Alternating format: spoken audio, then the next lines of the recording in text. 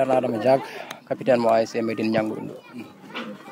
ko salminde mon rek e weltanade mon no feewi kadi quoi match o muusi mais alhamdoulillahi rabbil alamin Allah hokki amen victoire. Combien de matchs pour 2 jours? Ben joué 3 matchs, 2 victoires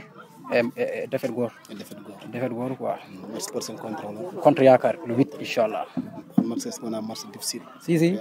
ko mina saji match be fo match difficile hay wodo match santi fo cikkarno men garata men jawre men dewe mak mais premier temps muusi deuxième mi-temps men gerno men kollir ko men men ba dañje bi match contre Yakar kam parce que Yakar men won seul équipe men pera hawde njum men bara créer ha joni men pera fiide pamere pera men wadde ko match mo gananta men ɓurata ettude au sérieux so Allah lamdo jabi ker men barko fur ko wadda men dañ hen victoire inchallah. Ko adi ko fof ko yettude Allah no fewi alhamdulillah rabbil alamin match o gasi taw ala blessure badade hen noté ko yettude Allah no fewi min joué koy troisième amen journée voilà premier match ko match nul deuxième match min kebi défaite on jegi yaruno ni odo match kadi min kebi hen défaite ko yettude Allah tan no fewi ko ha joni ko min jaggat tan do min jagguno do voilà yontani taw so yonti tan arat inchallah parce que on ji match o muusi premier mi-temps les 45 minutes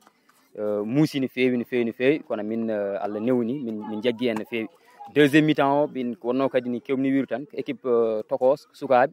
mataw be goppatima isi goppitade seed dum tagi min badi hen min badi encaissé mais ko yettude Allah vraiment no fewi e yettudi kadi bandirabe men benjulol naabe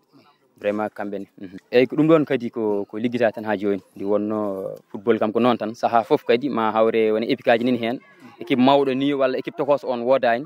ko walla dirde tan voilà saha fof kadi ene wonno kadi min kewani jokkondirde woni surtout match amical wala ka bien awa andude équipe o ko addi e der terrain o ko ma tan ƴukkodon mone mon fof kadi wawa addude football mum